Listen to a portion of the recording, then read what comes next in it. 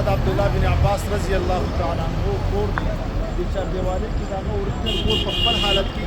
چې مخکې را موجود و هغه پکې اوسېده دا د هغه کور دی او دې سره به دې خوا چې کوم کور وي دې شاته دا مکتبه ده او هغې اخوا د عبدالله بن عباس او د نورو صحابو قبرونه دي او مخکې به مشهور جومات دی د عبدالله بن عباس رضی الله تعالی عنہ او بره په دې بورډ هم لیکلي اباب عبدالله بن عباس دا د عبدالله بن عباس رضی الله تعالی عنہ مسکن دی دا طائف مقام دی تاسو مخامخ په دې بورډ باندې کتلی شئ کیمرامین سے ته ګورم پکې راغله طریق ملک سعود او مختلف ځایونه دي او دا زموږ ملګري چې کوم حج کې موږ سره راغلي دي جزاک الله او دا زموږ ملګری دی دا کوم ملګري چې ویډیو وکړه انشاءالله نور معلومات به تاسو ته موږ د دې نه بعد به نشر کوو